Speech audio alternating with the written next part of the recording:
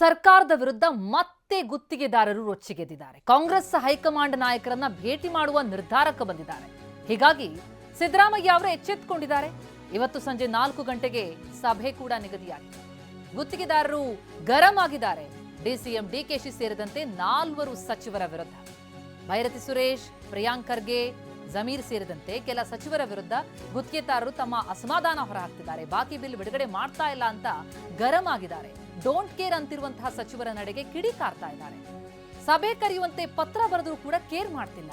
WhatsApp ಸಂದೇಶ, ಕರೆ ಯಾವುದಕ್ಕೂ ಕೂಡ ಸ್ಪಂದನೆ ಇಲ್ಲ ಅಂತ ಗುತ್ತಿಗೆದಾರರು ಅಸಮಾಧಾನವನ್ನ ಹೊರಹಾಕಿದ್ದಾರೆ.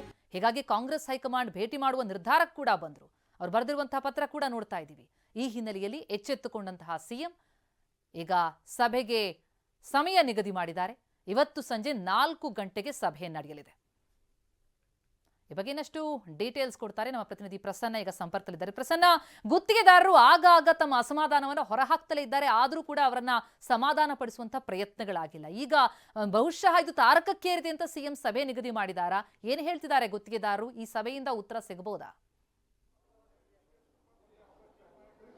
ಪ್ರತಿಮಾ, ರಾಜ್ಯದ ಗುತ್ತಿಗೆದಾರರು ಈ ಸರ್ಕಾರದ ವಿರುದ್ಧ ಸಾಕಷ್ಟು ಅಸಮಾಧಾನವನ್ನು ವ್ಯಕ್ತಪಡಿಸ್ತಾ ಇದ್ದಾರೆ. ಒಂದು ಬಿಲ್ ಪಾವತಿ ಮಾಡೋದ್ರಲ್ಲಿ ಸಾಕಷ್ಟು ವಿಳಂಬ ಆಗ್ತಿದೆ ಅನ್ನುವಂಥದ್ದು ಮೊಟ್ಟ ಮೊದಲನೇ ಆರೋಪ. ಇನ್ನೊಂದು, ಈ ಒಂದು ಸರ್ಕಾರ ಬಂದ ಮೇಲೂ ಕೂಡ ಕಮಿಷನ್ ಹಾವಳಿ ತಪ್ತಾ ಇಲ್ಲ. ಮತ್ತು ನೇರವಾಗಿ ಮುಖ್ಯಮಂತ್ರಿಗಳು ಸಭೆಯನ್ನ ಈ ಹಿಂದೆ ಕಳೆದ 2 ತಿಂಗಳ ಹಿಂದೆ ನಡೆಸಿ ಗುತ್ತಿಗೆದಾರರ ಸಮಾಧಾನ ಪಡಿಸುವಂತ ಕೆಲಸವನ್ನ ಮಾಡಿದ್ರು. ಆದಾಗ್ಯೂ ಕೂಡ ಸಚಿವರು ತಮ್ಮ ತಮ್ಮ ಇಲಾಖೆಗೆ ಸಂಬಂಧಪಟ್ಟ ಹಾಗೆ ಬಿಲ್ ಪಾವತಿ ಇರ್ಬೋದು, LOC ಇರ್ಬೋದು, ಕಮಿಷನ್ ವಿಚಾರದಲ್ಲಿ ಇರ್ಬೋದು ಸೂಕ್ತವಾಗಿ ಸ್ಪಂದಿಸ್ತಾ ಇಲ್ಲ ಅನ್ನುವಂಥದ್ದು ಇದಕ್ಕೆ ಗುತ್ತಿಗೆದಾರರ ಸಂಘದ ಆಕ್ಷೇಪ ಮತ್ತು ಆರೋಪ ಆಗಿದೆ.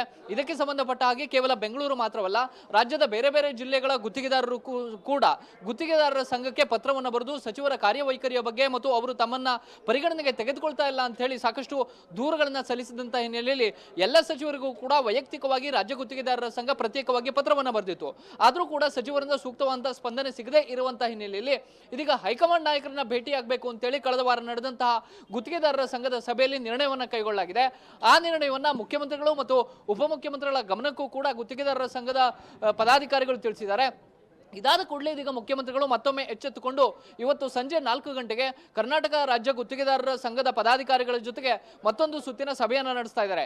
ಈ ಒಂದು ಸಭೆಯಲ್ಲಿ ಸಚಿವರಿಂದ ಯಾವ ರೀತಿ ಸ್ಪಂದನೆ ಸಿಗ್ತಾ ಇಲ್ಲ ಅನ್ನುವಂಥ ಒಂದು ಅಂಶ ಮತ್ತು LOCಗಳನ್ನ ಪಡೆಯೋದಕ್ಕೆ, ಹಳೆ ಪಾವತಿಗಳನ್ನ ಮಾಡಿಸ್ಕೊಳ್ಳೋದಕ್ಕೆ ಎಲ್ಲಿ ದಲ್ಲಾಳಿಗಳ ಹಾವಳಿ ಹೆಚ್ಚಾಗಿದೆ ಅನ್ನುವಂಥ ಆರೋಪಕ್ಕೆ ಸಂಬಂಧಪಟ್ಟ ಹಾಗೆಯೂ ಕೂಡ ಗುತ್ತಿಗೆದಾರರು ಮುಖ್ಯಮಂತ್ರಿಗಳ ಗಮನಕ್ಕೆ ತರುವಂತಹ ಸಾಧ್ಯತೆಗಳಿದ್ದಾವೆ.